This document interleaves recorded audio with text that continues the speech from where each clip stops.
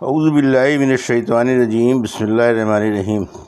الحمد للہ رب العالمین، والصلاۃ والسلام علی سید المرسلین وخاتم النبیین، اما بعد۔ صحیح بخاری، باب کتاب الطلاق، حدیث نمبر 5270، اردو ترجمہ۔ ہم سے اسبق بن فرج نے بیان کیا، کہا ہم کو عبداللہ بن وہب نے خبر دی، انہیں یونس نے، انہیں ابن شہاب نے کہا کہ مجھے ابو سلمہ بن عبد الرحمن نے خبر دی، اور انہیں جابر رضی اللہ عنہ نے کہ قبیلہ اسلم کی ایک صاحب معاذ نامی مسجد میں نبی کریم صلی اللہ علیہ وسلم کی خدمت میں حاضر ہوئے اور عرض کیا کہ انہوں نے زنا کیا ہے۔ آنس صلی اللہ علیہ وسلم نے ان سے منہ موڑ لیا، لیکن پھر وہ آنس صلی اللہ علیہ وسلم کے سامنے آ گئے اور زنا کا اقرار کیا۔ پھر انہوں نے اپنے اوپر 4 مرتبہ شہادت دی تو آنس صلی اللہ علیہ وسلم نے انہیں مخاطب کرتے ہوئے فرمایا، تم پاگل تو نہیں ہو؟ کیا واقعی تم نے زنا کیا ہے؟ انہوں نے عرض کیا کہ جی ہاں۔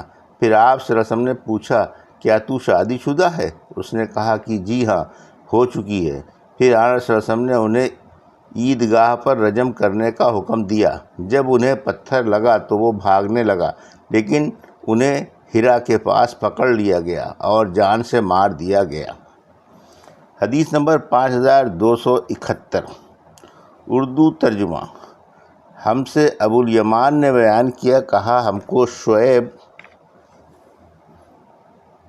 نے خبر دی، انہیں زہری نے کہا کہ مجھے ابو سلمہ بن عبد الرحمن اور سعید بن مسیب نے خبر دی کہ ابو ہریرہ رضی اللہ عنہ نے بیان کیا کہ قبیلہ اسلم کا ایک شخص رسول اللہ صلی اللہ علیہ وسلم کی خدمت میں حاضر ہوا۔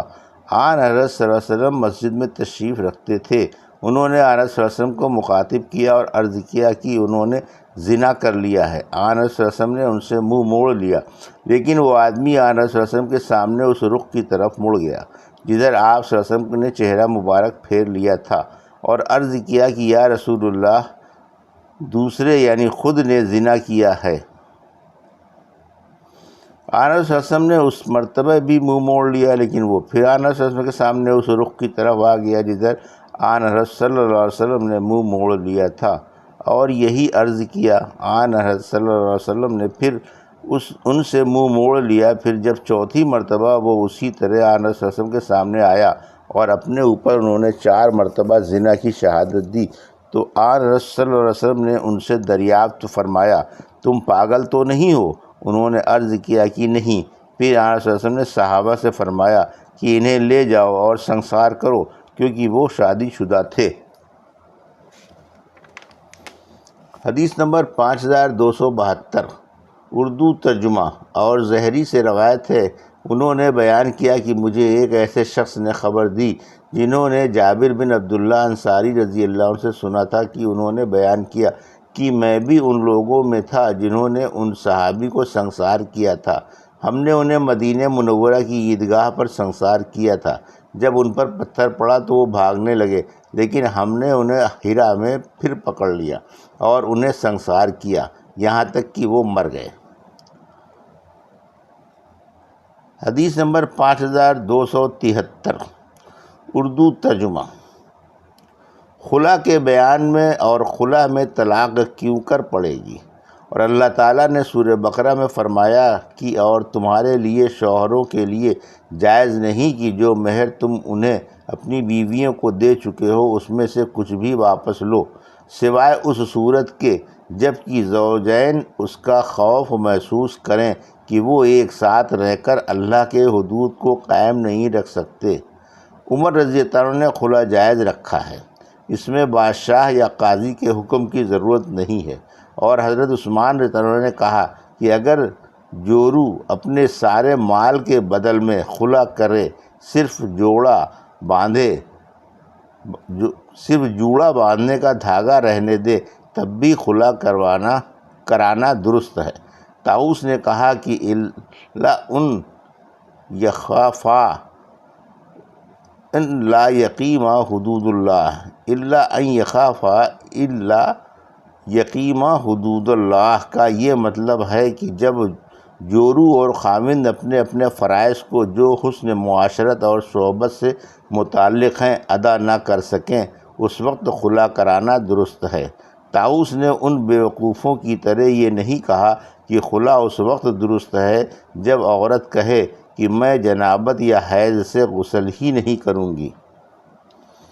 ہم سے اظہر بن جمیل نے بیان کیا، کہا ہم سے عبد الوہاب ثقفی نے بیان کیا، کہا ہم سے خالد نے بیان کیا، ان سے اکرمہ نے اور ان سے حضرت ابن عباس رضی اللہ عنہ نے کہ ثابت بن قیس رضی اللہ عنہ کی بیوی نبی کریم صلی اللہ علیہ وسلم کی خدمت میں حاضر ہوئیں اور عرض کیا کہ یا رسول اللہ، مجھے ان کے اخلاق اور دین کی وجہ سے ان سے کوئی شکایت نہیں ہے، البتہ میں اسلام میں کفر کو پسند نہیں کرتی، کیونکہ ان کے ساتھ رہ کر ان کے حقوق زوجیت کو نہیں ادا کر سکتی۔ اس پر آپ صلی اللہ علیہ وسلم نے ان سے فرمایا، کیا تم ان کا باغ جو انہوں نے مہر میں دیا تھا واپس کر سکتی ہو؟ انہوں نے کہا کہ جی ہاں۔ آپ صلی اللہ علیہ وسلم نے ثابت رضی اللہ عنہ سے فرمایا کہ باغ قبول کر لو اور انہیں طلاق دے دو۔ حدیث نمبر 5274، اردو ترجمہ۔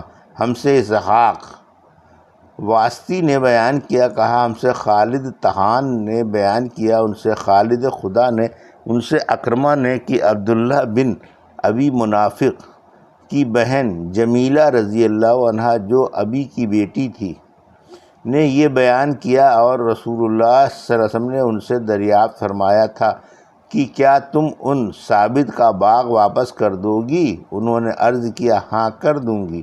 چنانچہ انہوں نے باغ واپس کر دیا اور انہوں نے ان کے شوہر کو حکم دیا کہ انہیں طلاق دے دیں۔ اور ابراہیم بن طہمان نے بیان کیا کہ ان سے خالد نے، ان سے اکرمہ نے نبی کریم صلی اللہ علیہ وسلم سے اور اس روایت میں بیان کیا کہ ان کے شوہر ثابت رضی اللہ عنہ نے انہیں طلاق دے دی۔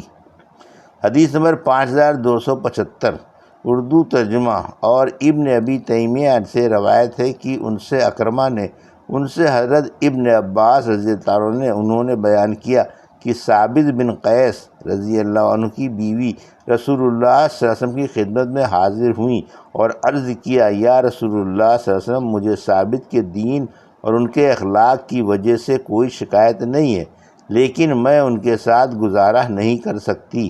آپ صلی اللہ علیہ وسلم نے اس پر فرمایا، پھر کیا تم ان کا باغ واپس کر سکتی ہو؟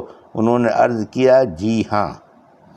حدیث نمبر 5276، اردو ترجمہ۔ ہم سے محمد بن عبداللہ بن مبارک مخرمی نے کہا ہم سے قراد ابو نوح نے بیان کیا، کہا ہم سے جریر بن حازم نے بیان کیا، ان سے ایوب سختیانی نے، ان سے اکرمہ نے اور ان سے حضرت ابن عباس رضی اللہ عنہ نے بیان کیا کہ ثابت بن قیس بن شماس رضی اللہ عنہ کی بیوی نبی کریم صلی اللہ علیہ وسلم کے پاس آئیں اور عرض کیا، یا رسول اللہ، ثابت رضی اللہ عنہ کے دین اور ان کے اخلاق سے مجھے کوئی شکایت نہیں ہے، لیکن مجھے خطرہ ہے کہ میں ثابت رضی اللہ عنہ کی ناشکری میں نہ پھنس جاؤں۔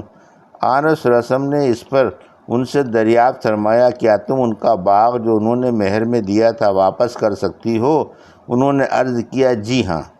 چنانچہ انہوں نے وہ باغ واپس کر دیا اور آن صلی اللہ علیہ وسلم کے حکم سے ثابت رضی اللہ عنہ نے انہیں اپنے سے جدا کر دیا۔ حدیث نمبر 5277، اردو ترجمہ۔ ہم سے سلیمان بن حرب نے بیان کیا، ان سے حماد بن زید نے بیان کیا، ان سے ایوب سختیانی نے، ان سے اکرمہ نے یہی قصد مرسلاً نقل کیا ہے۔ یہ تھی صحیح بخاری باب کتاب الطلاق کی حدیث نمبر 5270 سے 5277 کا اردو ترجمہ جو ابھی آپ نے سماعت فرمایا۔ اللہ سے دعا ہے کہ اللہ میں ان حدیثوں کی صحیح سمجھ عطا فرما اور ان پر عمل کرنے کی توفیق عطا فرما، آمین یا رب العالمین۔